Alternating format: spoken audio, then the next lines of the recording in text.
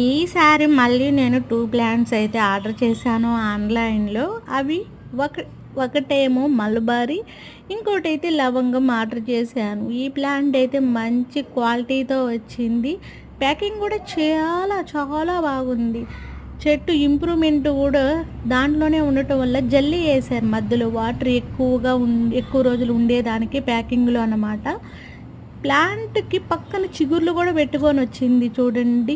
ఎంత good quality. వాళ్ళకి 5 rating ఇద్దాం మనము. ఇదైతే మలబారీ ప్లాంటు. ఇంకొక ప్లాంటు లవంగం. హ్మ్.